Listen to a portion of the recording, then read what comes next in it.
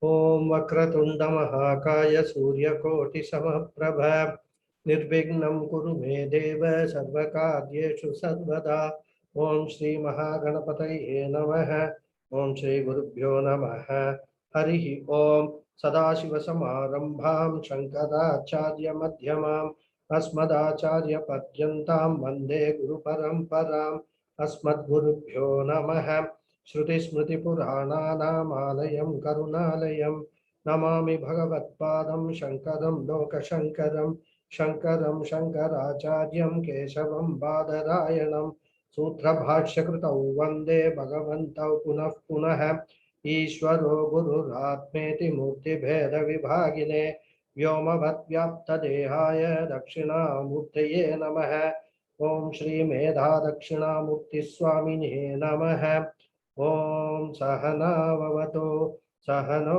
Bhunakto Sahavidyam Karavavahai Tejasvinavadhitamastu ma vidvishavahai Om Shanti Shanti Shanti Harihi Om Shri Gurubhyo Namaha Harihi Om Satchidananda Rupaya Krishnaya Krishnakarine Namo Vedanta Vedyaya Gurave Buddhi Sakshine Krishna Dvaipayanam Vyasam Sarvalokahite Ratam Vedabja Bhaskaram Vande Shamadhi Nilayam Munim Sahasramurte Purushottamasya Sahasranetranana Pada Baho Sahasranamnam Stavanam Prashastam Niruchyate Janmadaradi. Namaste once again, all of you. Namaskaram, Guruji. Namaskaram. Namaskaram, Guruji. Namaskaram. So, in the last class, we saw the last word was Keshavaha. That's what we saw, right? And I just introduced the word Purushottamaha. Purushottamaha means the foremost, the exalted among men, literal meaning. Okay. We'll see the meaning which Adi Shankara gives. He says, Purushanam Uttamaha Purushottamaha, Purushascha Asau Uttamascha Purushottamaha. It's a samasa he has derived. Two samasas. It can be used as a Shashti Tatpurusha samasa or Karmadharya samasa, both of them. This is more, this Purushottama word derivation and the meaning is a lot of Sanskrit is involved. So those of you who are not familiar with Sanskrit language, you will have to bear with it for a couple of minutes. Because you know, it is a compounded word. The word Purushottama is a samasa. Samasa means a compound word, and this is one of the unique features of the Sanskrit language. Two words can be combined into one word to express a certain meaning. Okay. Generally, as per the grammar rules of the language, if a word is expressed in the sixth case, Shashti Vibhakti, Sanskrit students will understand, it cannot be combined with any other word to form a samasa. This is the general rule in Sanskrit. Okay. But here, Purushanam Uttamaha means the superior among or of all men. The sixth case is always used as Sambandha Shashti, what means it is of somebody, of something, right? In the meaning of. So this samasa is not allowed in the language rather, and the exception word is this Purushottama. Adi Shankara points out that. Otherwise, there will be a question. How can a nama in Vishnu Sahasranama be framed which is against the grammar rules of the Sanskrit language? That itself will be a very big defect. So anybody who knows the Sanskrit language and who does not know that this compounding is allowed only for the word Purushottamaha will question this word. So Adi Shankara gives the reason why this is permissible. Why this particular Purushanam Uttamaha can be used, only that word can be used in the language. Okay. So he gives examples. He says, Manushyanam Shuratamaha, Manushyanam Kshatriyaha Shuratamaha. Means that amongst the men, Kshatriya is the most valiant. Shuratamaha, right? Uttamaha. That is Shuram means courage, or what we can call very courageous. Yeah. Shuratama means superior most. So when we are comparing, whenever we are using this tamah for pratyaya, which is the superior, what they call it, good, better, best kind of a thing, right? The most superior. It can be used only in the context of a comparison among others. So among the men, among the humans, Kshatriyas are the superior most. This is the meaning of this sentence, Manushyanam Kshatriya Shuratamaha. But this cannot be formed into a compound at all in the language. You cannot express this as a compounded word.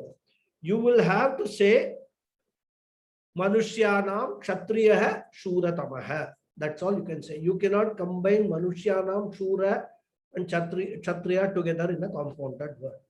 He gives another example. Gavam Krishna Gauhu Sampanna Kshiratama. Gavam Krishna means Krishna Gavam. The black cow is the one which is excelling in the guna of giving plenty of milk. It's an expression. Still, the black cow is one of the cows. So this also cannot be, in comparison. You cannot use the samasa in this context, or what we call the compounded word. Then advaganam dhavan shigratamaha, another one. So among all the runners, the advaga means travelers. One of the travelers is the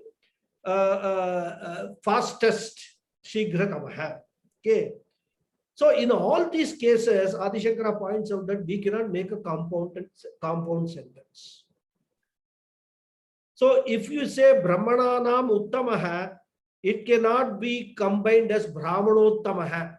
That will be against the grammar rules. We will have to say Brahmananam Uttamaha only. Right? Whereas in the case of Purushottamaha, it can be used as Purushanam Uttamaha. That's what he's pointed out. He points out it's an exception in the grammar rule. Okay. Because normally compounding can be made with words which are having jati, guna, kriya, etc. and all that, attributes.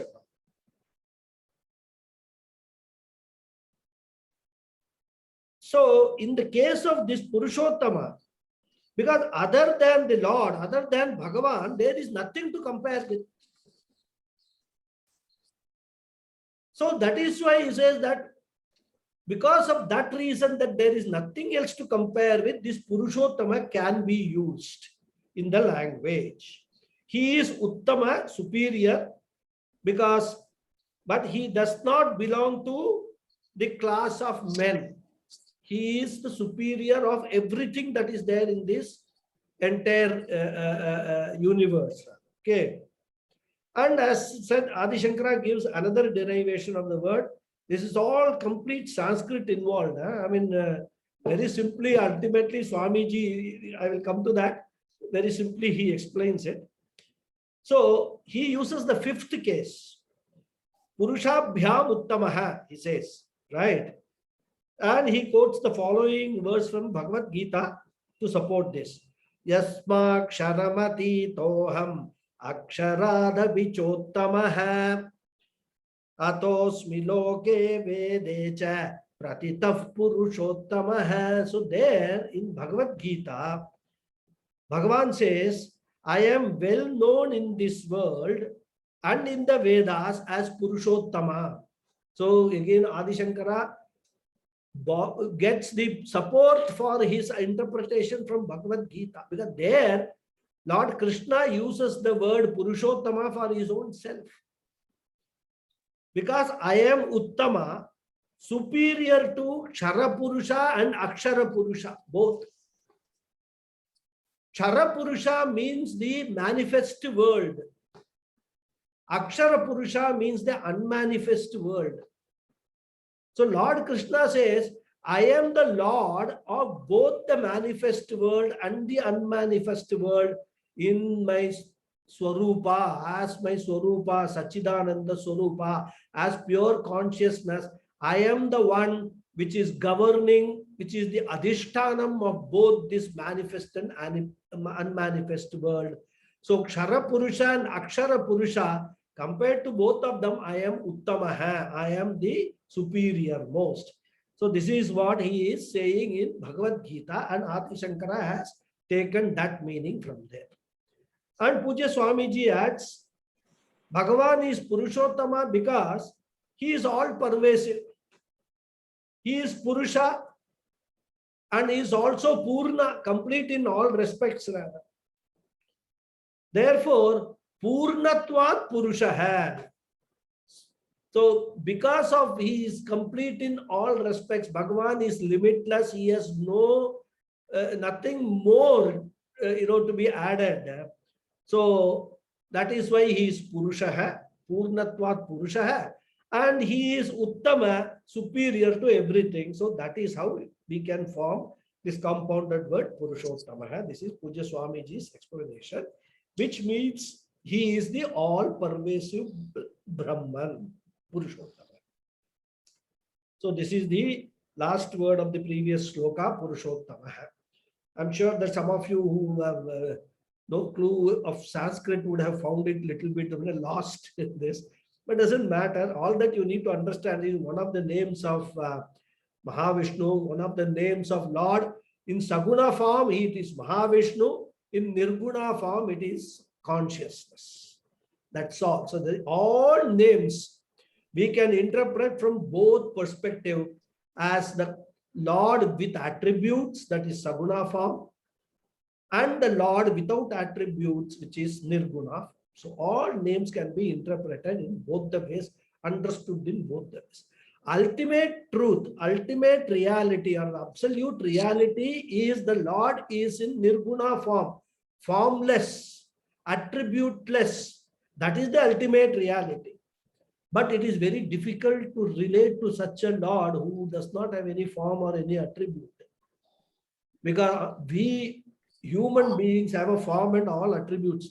All three gunas are there in us in the various proportions.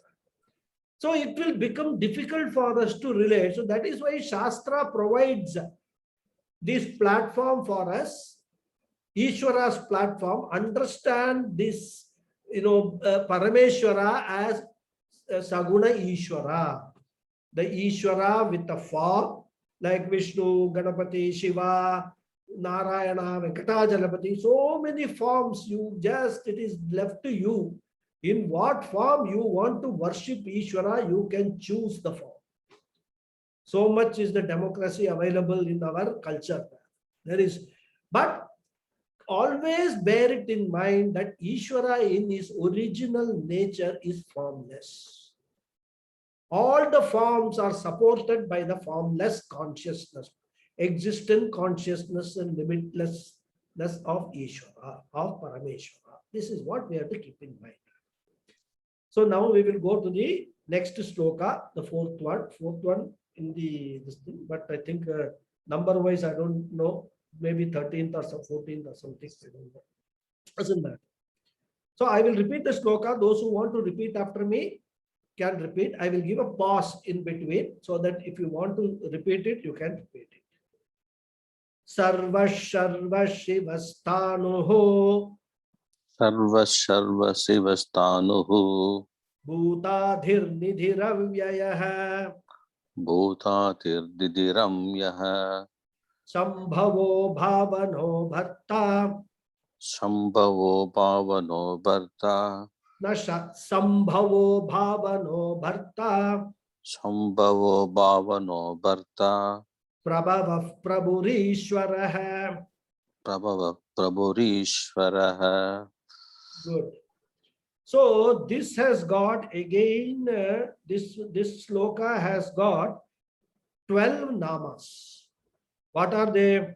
Sarvaha, Sharvaha, Shivaha, Sthanuhu, Bhutadihi, Nidhiravyayaha, Sambhavaha, Bhavanaha, Bharta, Prabhavaha, Prabhuhu, Ishwaraha. So these are the 12 names which are there in this sloka. Out of 1,000, 12 is here. So when we end this sloka, we would have completed 36 names. Okay. So let us see the meaning of the names. Sarvaha. Sarvaha means simple. The one who is all. Or you can call it source of all.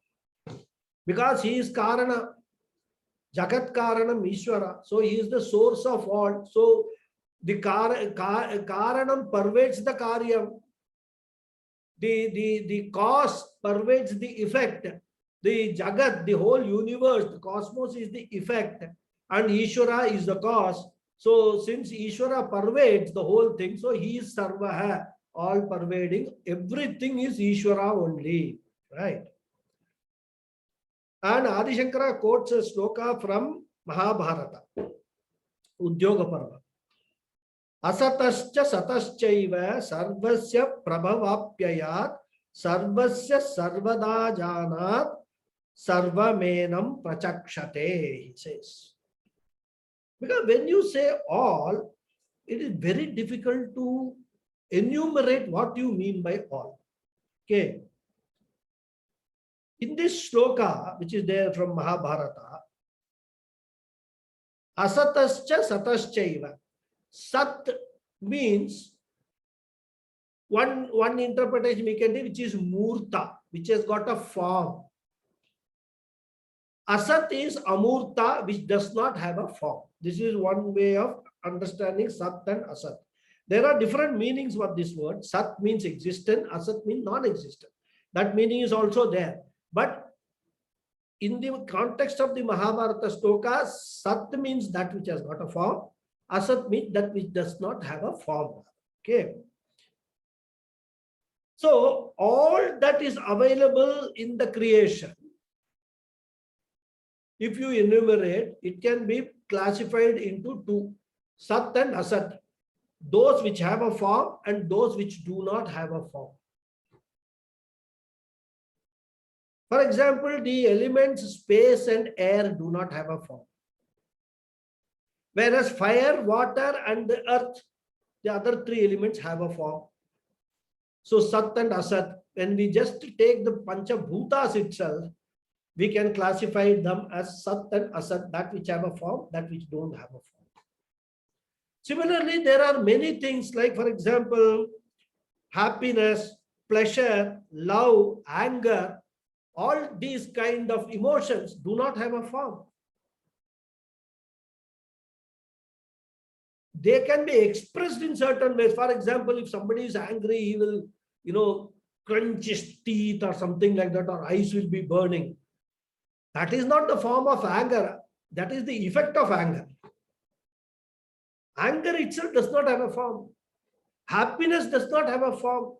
One may laugh and, dance around and all, but that is the expression of happiness. That is not happiness. So like that, there are so many things, if we think about it, they are formless in this entire universe. So that is why Bhagavan is both. All that has form and all that is formless also is Bhagavan. That is Sarvaha. Right? So this is one meaning he derives for the word Sarvaha. And he then says, Sarvasya Prabhava.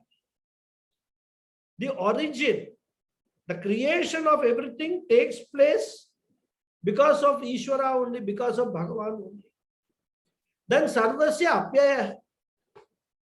Everything eventually during the Pralaya resolution time goes back unto the Ishvara only. So that way everything is from him, everything goes back to him. So that way also he is all, he is everything.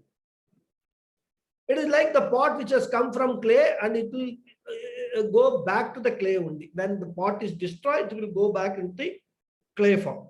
And in between also it is sustained as clay only. Similarly, everything in this universe is born out of Ishvara, sustained as Ishvara, by Ishvara, and eventually will fold back into Ishvara only, Bhagavan only.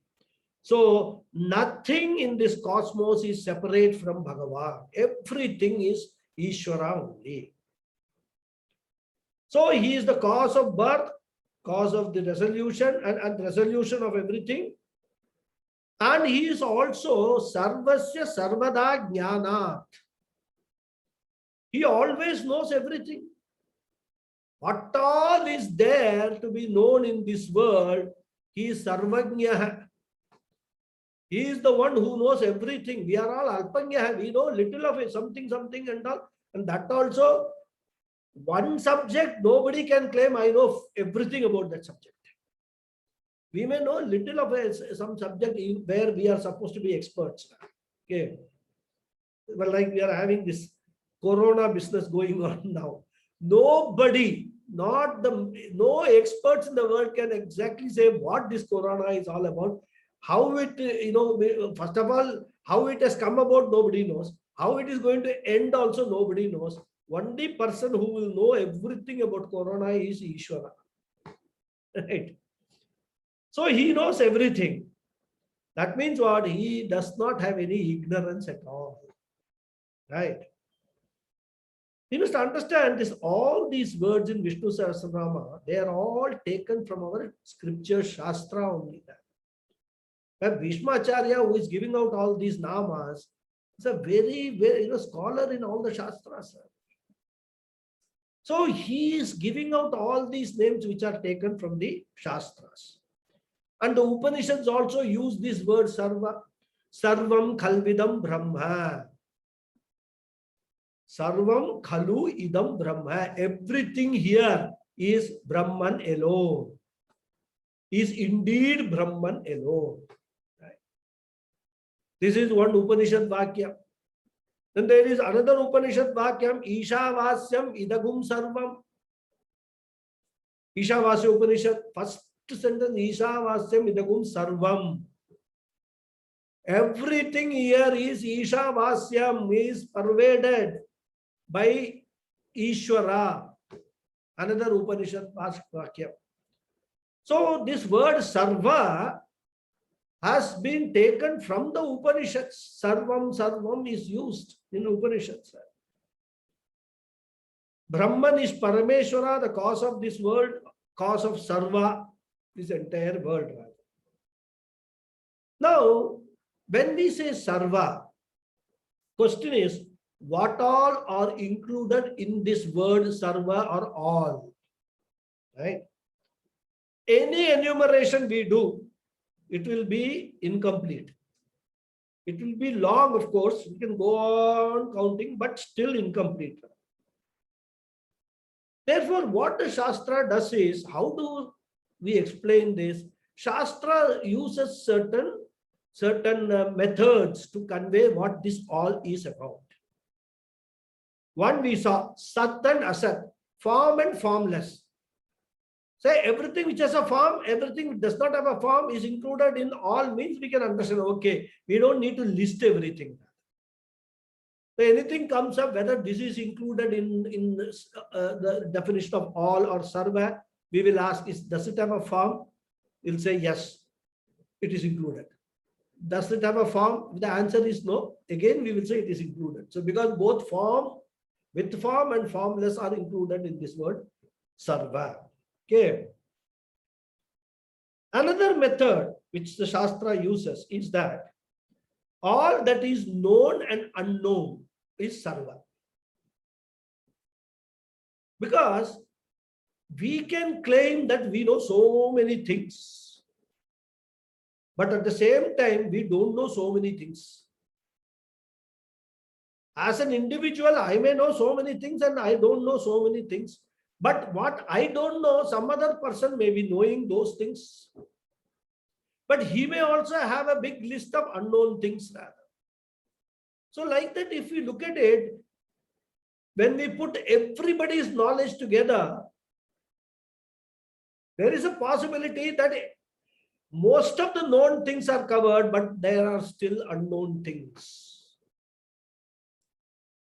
So another way Shastra uses is that which is known and that is which is unknown, all put together is sarva.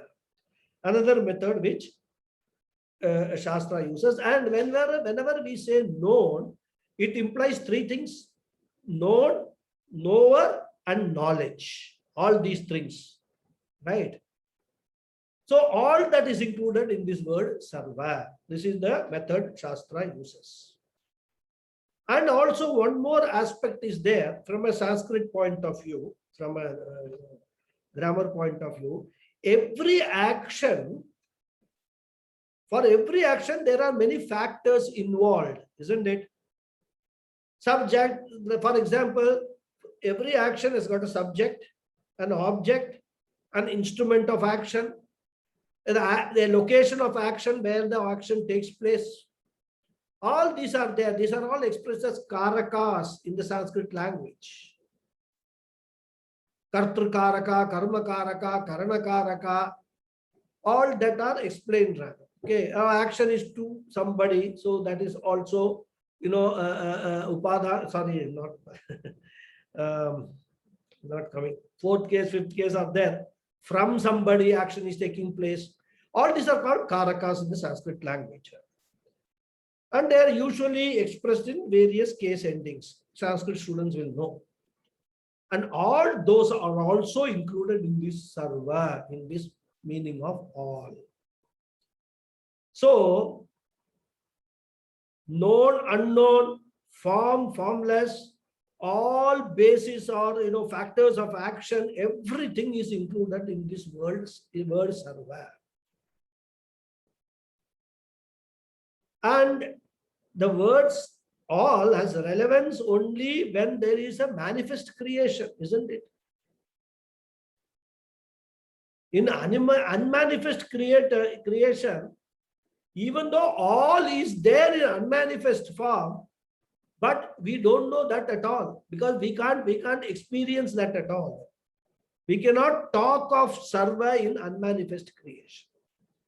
So whenever we are talking about sarva, we are talking about unmanifest in the sense of the manifest, whatever is there, going into unmanifest form. So, from a point of view of conceptualizing an unmanifest form, that also includes sarva, included in all. Okay. So any which way we look at it, this sarva, everything is non-separate from Ishvara. So hence it is called sarva. Ishvara is called sarva. So this is the meaning of the word sarva. 1 second.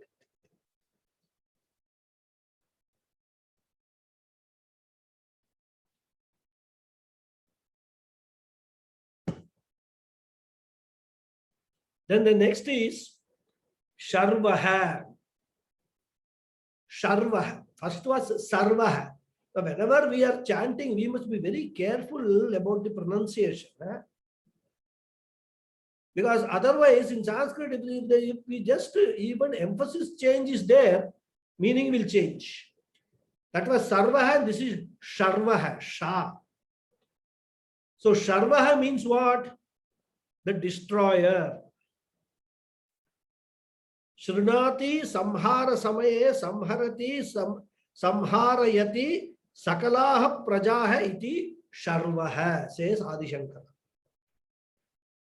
Samhara samaye shrunati samharati samharayati va. The one who resolves, withdraws everything unto himself or causes to be withdrawn at the time of resolution is Sharvaha. Destruction means here withdrawal, resolution. There is no destruction, as we have seen earlier also. In this entire prapancha, there nothing is destroyed, and science also says the same thing. Matter can neither be created nor destroyed. Energy can neither be created nor destroyed. So we also say the same thing, that all that happen, whenever we talk of destruction, is that something which is manifest goes into unmanifest form. Still existence is there of that. Okay. It is just like when we go to sleep and then wake up next morning. Going to sleep is resolution. It's called laya. A mini pralaya. Bhagavan is so wonderful, To understand this entire universe, if we observe our own avasthas, we will understand Bhagavan. He has given miniature model of everything that is there in the universe. Only thing is we have to apply our intellect to understand what it means. So when we go to sleep, all organs of action, all organs of knowledge, everything goes to sleep. Mind is resolved, intellect is resolved, everything is resolved when we are in deep sleep state. Sushupti avastha. Unmanifest condition. So if somebody is sleeping, suppose I am sleeping, I am in deep sleep. Somebody asks, where is Ganapathy? You can tell him he is in unmanifest condition. And he will manifest tomorrow morning. All of us experience this from manifest to unmanifest, unmanifest to manifest. But nothing that is there in us is destroyed. All the knowledge, all our attributes, everything, the powers that we have within us, all these things are in unmanifest condition. Next day morning when we wake up, everything again comes into manifest condition. That is what happens to the entire universe. And when we observe what happens to us, we can understand what happens to the universe. So this is what is destruction is all about.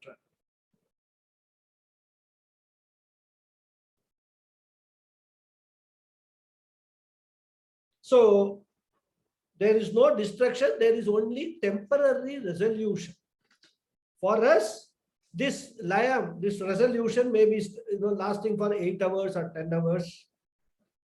For the entire universe, it may last for few thousands of years. We don't know when the next creation will happen. Again, it is driven by karmas, by the law of karma. Let's not get into that. Some thoughts are going into law of karma, but let us not get into that. We'll get lost in the Vishnu Sahasranamam. So Sharvaha means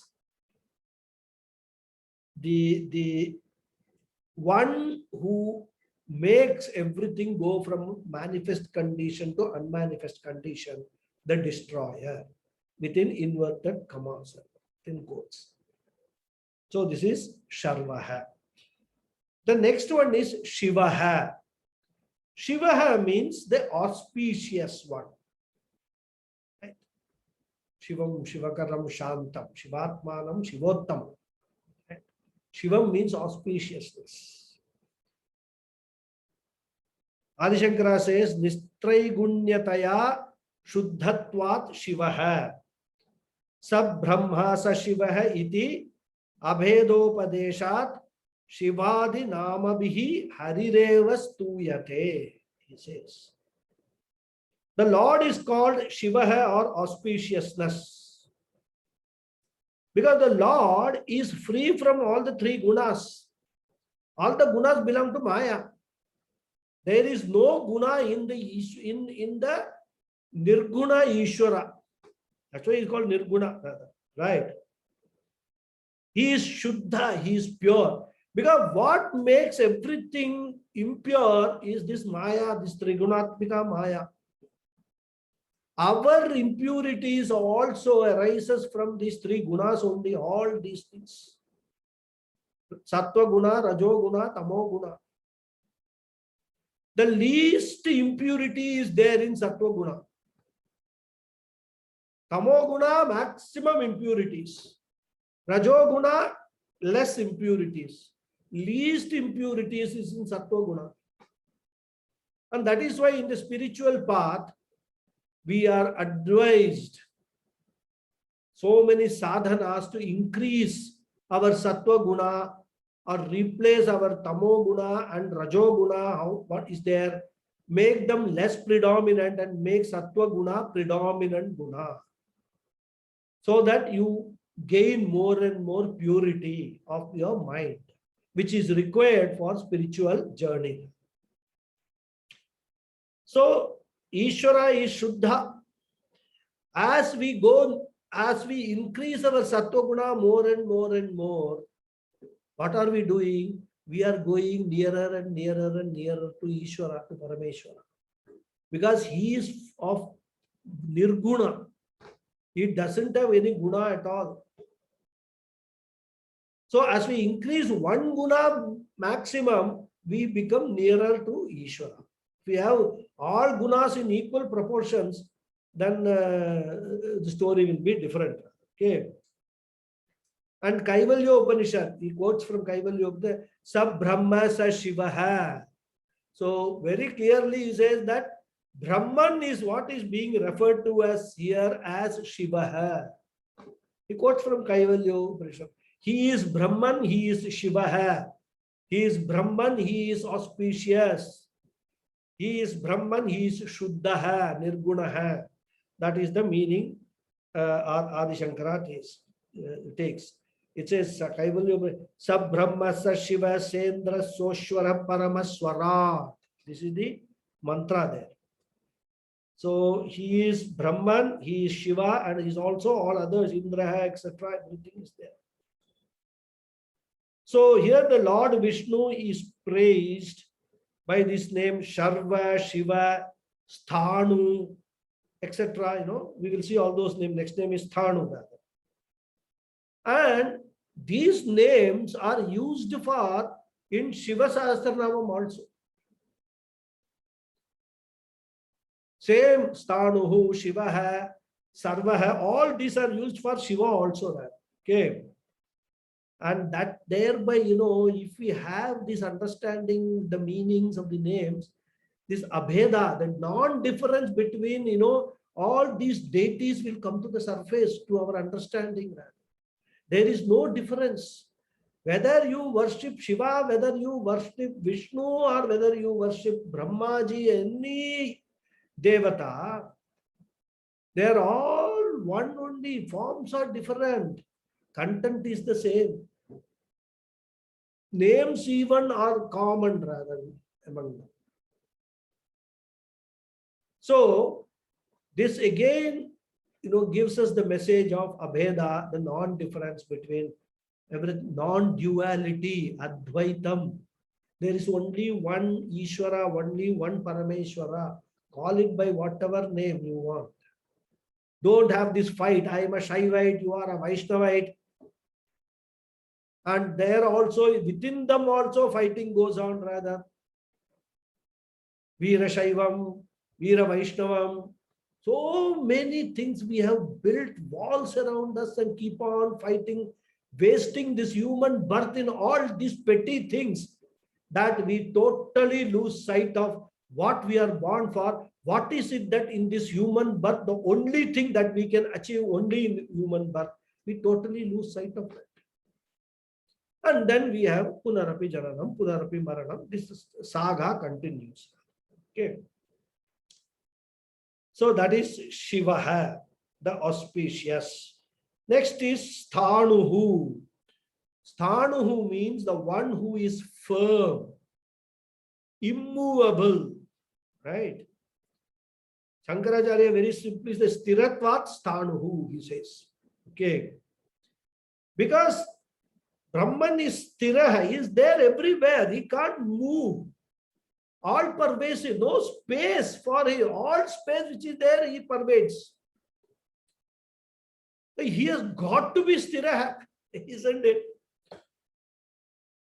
That which is Astiraha means what? It has got some place to move, so it becomes non-stable. But if there is no space to move that at all, then everything which does not have a space to move will be Stiraha only. Isn't it? The entire world is moving constantly, but the Adhishtanam of this world, which pervades everything in this world, is Sthanuhu, Stiraha. It's like an anvil which does not move. Like, even in the wheel, we have that, what that is called, the pin. That does not move. The whole wheel moves, but the pin holds the whole wheel together.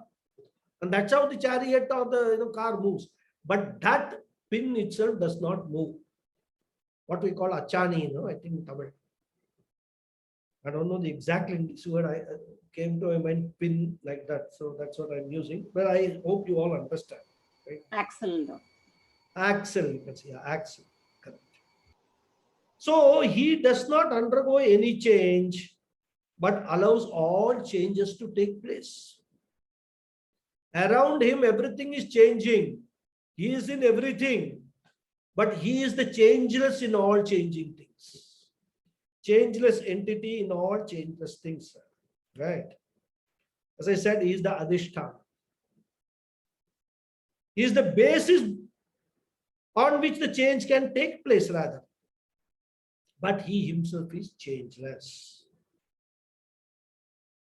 He is what we have seen earlier. He is a Sakshi. He is a witness of all the changes that is taking place in this entire world. Rather. From minute to minute, from second to second, changes are taking place.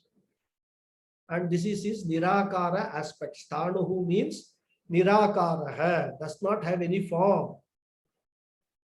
No akara, changeless. He is like that only. Because change, whenever we talk about, we can talk about change only in respect of name and form. That which does not have a name, that which does not have a form, will not change. Because if you want to express a change in Ishvara, you have to have another name for Ishvara. This was Ishvara, now this has become this. How can you express that? There is no other word for Ishvara. Okay. So this is Sthanuhu, the one who is, unmovable, unshakable, immovable, whatever it is you can call. Okay. The next is Bhutadihi. Bhuta Adihi, Bhutadihi. Bhutanam Adhikaranatvat Bhutadihi. The source of all beings. All the Bhuta here means beings. He is the source of all beings, Bhutadihi. As we have seen again and again, the Lord is the one source of all beings in this world.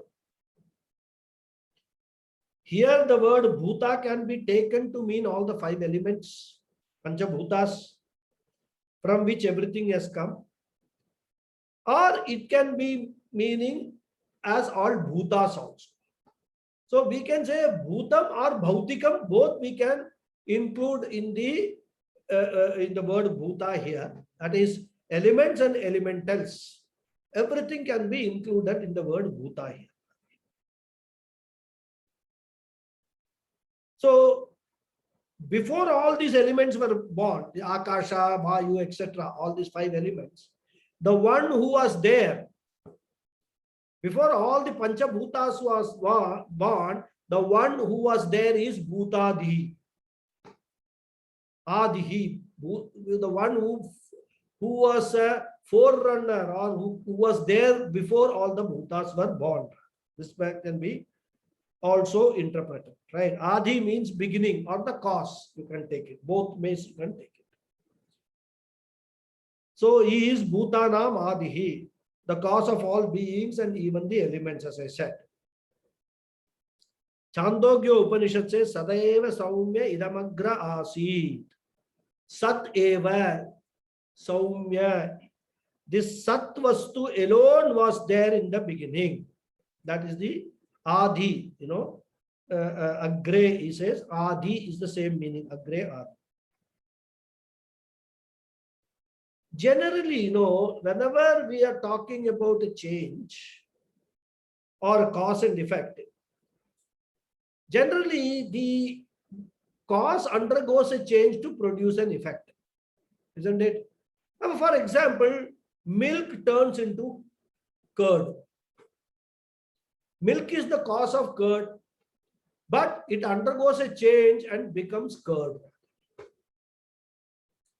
You cannot put curd back into milk. You cannot convert it back into milk. So like that, many things that we see,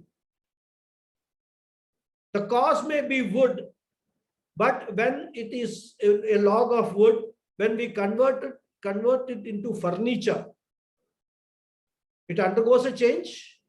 That log of wood is no longer there in its original form. So the cause, normally when it undergoes a change or it gives rise to an effect, something is created out of a cause, the cause also undergoes a change. Okay. But in the case of Parameshwara, he makes all changes happen without himself undergoing a change. He always remains as Bhutadihi only. Because otherwise Ishvara will vanish if he converts changes into Bhuta. And that's why, if you recall one of the first lectures I explained, everybody accepts that Ishvara is the creator of this entire world. And this is where, Advaita Vedanta again, Adi Shankara stands on his foot very, very firmly to say that only Advaita Vedanta can answer this. Question is, if Ishvara was the only entity there and this world was created, which is made of matter, from where did Ishvara get the matter? If you do not accept the concept of Maya, which is the matter principle, then creation of the world by Ishvara will not have any meaning at all. It cannot hold any water. So that is why, Sankhya philosophy, brought this out, and Advaita refined the Sankhya philosophy. As I explained in one of the earlier classes, I don't know whether it was here. Yeah, I think it was here only. Explained. Sankhya philosophy accept that there is something called Purusha and Pradhana, but they are not connected to each other. Whereas Advaita refined it and say it cannot happen, because even if you say Pradhana is equal to our Maya, then unless Maya is blessed by Ishvara, the creation cannot take place. Right? So he is the cause of everything without undergoing any change. He allows change to take place. If the cause undergoes a change, then further change, it will never not remain the cause. Only when the cause remains unchanged, it can create more and more changes or more and more effects. Okay.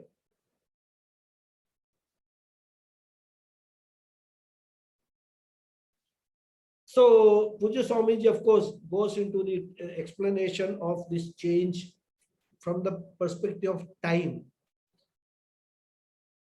It's a little bit, a very involved explanation. I will not go into that. Because he goes into questioning, what do you mean by time? Time is a length of a a movement, right? What is that length of a movement? The moment we actually think of it, it has gone. So does time exist? All these kind of philosophical questions, Swamiji goes into that. But let us not go into, let us understand is changeless, because time is one which keeps on changing. But time can also be taken as changeless. Why? Because Ishvara is the one who is the Lord of time also. Okay. So he is the truth of time, Ishvara. So he is changeless, Sthanu, cause of the entire world, which consists of all these elements, space, space, time, everything. And it allows all changes to take place, but Ishvara himself does not undergo any change. And that is why he has got the name Bhutadihi, right? So this is the explanation of Bhutadihi. I think we can cut one more, we can do. Nidhirabhyayaha. Nidhirabhyayaha, Nidhihi Abhyayaha, the indestructible receptacle. That's what Swamiji says, right? Pralaya kale asmin sarvam nidhiyata iti nidhihi. Adi Shankara says he is interpreting the word nidhihi, right? Abhyayaha avinascharaha nidhihi ityartaha. Avinascharaha. The place or a receptacle where all that is valuable is preserved or treasured, kept secure, is called a nidhi in the language. Typically a treasury, you can call it in English. A treasury is called a nidhi. Here Bhagavan is called a nidhi because at the time of resolution, pralaya kale, asmin sarvam nidhiyate, everything goes back into Bhagavan. Entire world with all its precious things, so many, all the precious things that is there in the world, including you and me, we are also equally precious. We all go back, pralaya kale, go back unto Bhagavan, and we are there as as if Bhagavan is a locker, unmanifest state, treasured till the next creation takes place now. Right. Puja Swamiji says it is like keeping all the jewelry in a locker in the bank and then taking them out when the wedding is to take place. So similar example. So Bhagavan also at the time of creation brings back the entire world from unmanifest to manifest form. But a locker or a treasury is subject to changes like rusting or destruction, means breaking and all that kind of thing. So if we just say nidhihi, there could be a problem, isn't it? Because with the passage of time, anything which is there, any treasury or any receptacle or where we are kept thing, that will break or it will decay. But if you call Bhagavan a nidhihi, Bhagavan doesn't undergo any change, he doesn't decay or anything. So the word abhyayaha is added there. Right? Abhyayaha means that which does not undergo any change. Abhyaya. So this nidhi is very safe in the treasure house of Bhagavan. It is not lost. That nidhi does not change nor get destroyed. Bhagavan preserves everything and he does not lose anything. Like in the case of sleep, when we get up, when everything is back working in the same form as it was before we went to sleep. Similarly, when the pralaya ends and the creation happens, everything comes back into its original form. Everything goes on from there itself. So this is a cycle. This manifest, unmanifest is a cycle, like waking and sleeping is a cycle for us, daily cycle. So I think one more I will take. We'll finish. Even if it takes 1 or 2 minutes more, we'll finish it. Okay. Sambhavaha. Sambhavaha means the one whose manifestations are by his own will. Swechaya samichinam bhavanam asya iti sambhavaha. So defines Adi Shankara. The Lord is called Sambhava because he can assume a Samichina Sharira. Samichina Bhavana, being. Samichinam means a suitable, very nice form. Whatever he wants, he can assume that form. Swechaya, by his own will. Krishna talks about this in Bhagavad Gita. When we see in Bhagavad Gita classes, we will talk about all these things, avatara and all that. By his own will, he takes a form. And the form we have seen is Maya. But he is able to take any form because Maya is under his control. He is a Mayavi. He is the magician. Controls the Maya. So he can take any form he wants. And that's why we have got all the avatars. Like we have got Matsya, Kurva, Varaha, Nrsimha, Rama, Krishna, so many avatars we talk of. In fact, only we talk of Dashavatars. But if you see the Puranas, there are more than hundreds of avatars of Bhagavan. The birth of a jiva in a particular body is only bhavana, means a being, creation. Because he is helplessly born a jiva because of the force of his own karma. Whereas, as I said, keeping Maya Shakti under his control, the Lord takes a body and therefore it is a Samichina Bhavana, means a superior being, superior birth. You can't say birth also because when we say birth, the orientation is like born. Bhagavan, you can say Bhavana means appearance. In terms of Puranas and then stories and all, we may actually give a Rama was born to Dasharatha and all that stories and all. We can say Krishna was born in a jail and all. But that birth is only an appearance, right? Because otherwise, we are all very intellectually intelligent people. We will ask this question: how can that happen?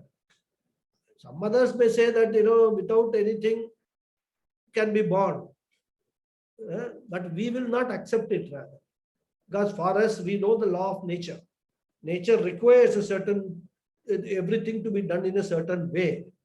It just can't, happen on its own. So Bhagavan, why does he assume a body? He says in the Gita, Dharma samsthavanarthaya sambhavami yuge yuge. Sambhavami. That is the word here, sambhavaha. Right? Samichinam bhavanam. That is sambhavami. He says, I assume a body in every yuga. Assume a body. It doesn't say I am born. I assume a body in every yuga for establishment of dharma, and also vinasha is dushkritam, in order to destroy all the adharmic people, dushtas, right? It need not always be a physical destruction. It can even be understood as a change brought about in a person. You can see, we have seen people, so much of anger, jealous, everything is there. But one fine day he starts, going into the spiritual path, going near Bhagavan more and more, the personality is changed. So Dushkritam means not necessarily bad people, even bad habits he will change. That is how one becomes a Dharma Purusha. He is a supporter of Dharma or a follower of Dharma. And that change can take place in one's own self during one's own lifetime. You need not be physically destroyed for that. After all, what we are, our personality change is what matters. And that is what adharmic people have got, a personality which is given to adharma. But the very same people can be changed into dharmic people also. So that is also, we can extend the interpretation of dharma samsthapanarthaya and what is that? Vinashaya cha dushkritam. That we can extend that interpretation, not necessarily destroying the people, but destroying the adharmic attitudes of people also is included, right? And sadhu now paritranaya, to protect the sadhus. All this we will see more in detail in the Gita. So, and swechaya, as I said, on his own, with his own will, he assumes a form, and he is what we call Garbha Dukkha Vivarjita. So he does not undergo the pangs of birth like we all human beings undergo that, right? His birth is immaculate without undergoing the sorrow of being inside a womb for 9 months, and then coming out was also painful for me, for my mother also. And this bhavana, this coming into being, is for a specific purpose. At the right time, at the right place, he appears. And in the right form alone. That's why different forms. Every adharma requires different form and different time and different place to be, addressed. Right? In answer to the prayer of Prahlada, we saw that appeared in the Narasimha form. Right? Even though Prahlada worshipped him in the Shankachakra form. But when the Lord appears in the answer to these prayers, he took a different form because that was required for that particular occasion to destroy Hiranyakashipu. As when we talked about Narasimha, I explained that in detail, right? So Uchita Rupa, a proper form which is assumed at Uchita Kala at the proper time, and Uchita Desha at the appropriate place, and that is why he is called Sambhava. With that, we will stop today and continue next Sunday. Om Purnamadav Purnamidham Purnat Purnamudachyate Purnasya Purnamadhaya Purnameva Vasishyate. Om Shanti Shanti Shanti. Harihi Om Shri Gurubhyo Namaha. Harihi Om. Thank you all very much. Namaskaram Guruji. Hari Thank Om you very much. Guruji. Namaskaram. Thank you, Mama. Guruji, Hari Om. Namaste Guruji. Thank you. Thank you, Guruji. Hari Om. Thank you very much, Guruji. Thank you very much. Any questions, any comments? Just one, you talked about time, which is changeless. And then you said about the moment. So can I understand like this, that time is constant, but moment is what is changing? I don't know. Yeah, so see, it's a very, very involved discussion that Swamiji has. What is time? How will you define time? The question. What can we define as time?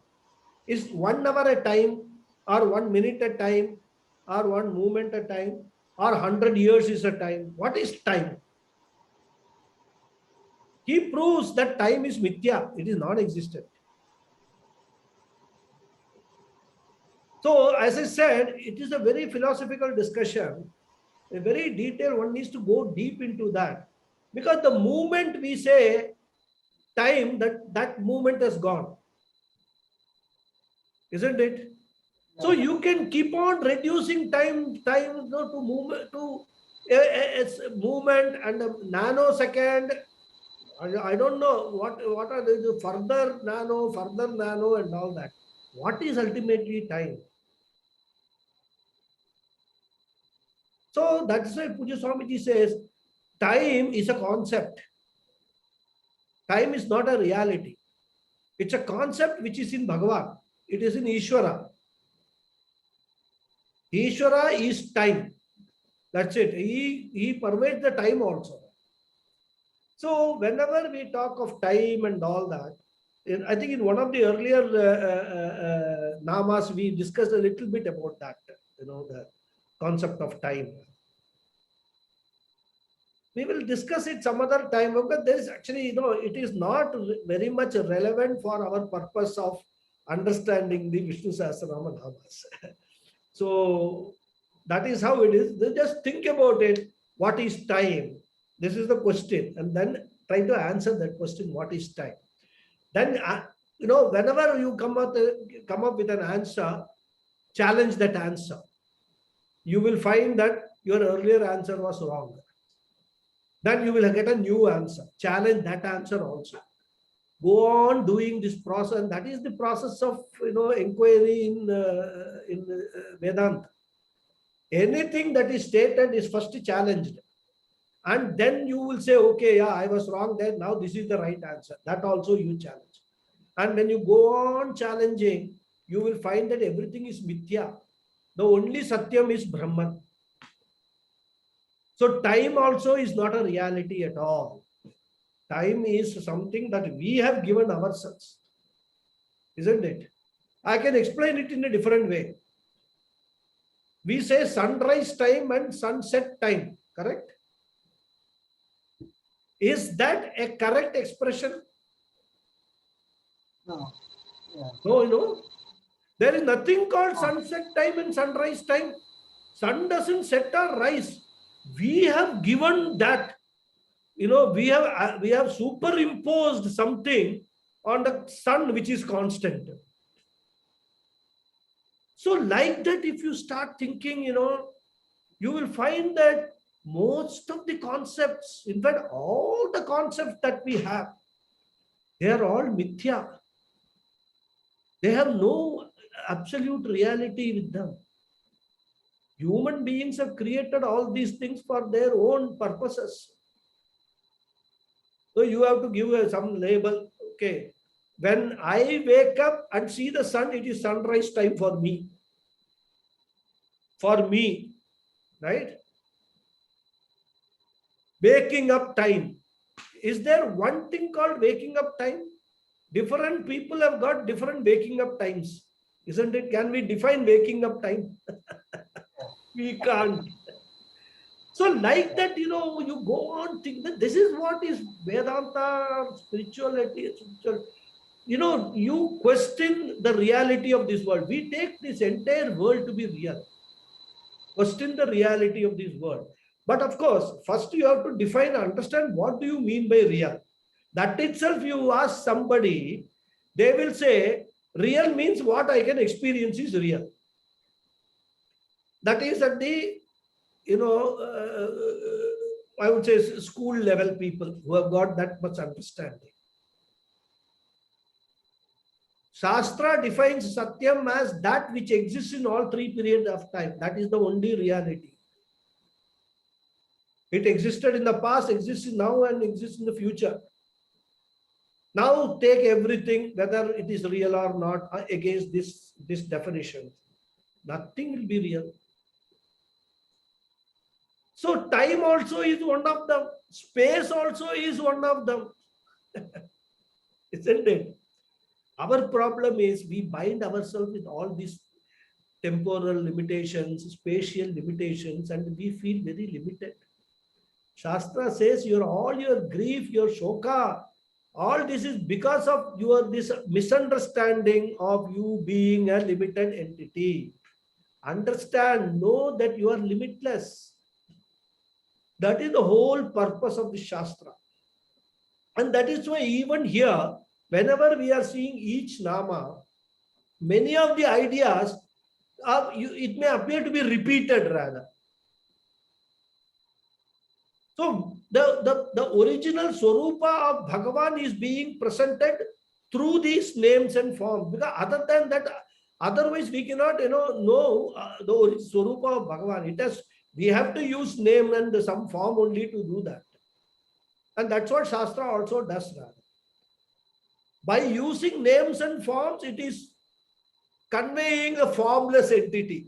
That's what Shastra's challenge is. So, when we talk of time, it's the same thing. It is also mithya. When you go on inquiring into what really time is, it vanishes. There's nothing called time.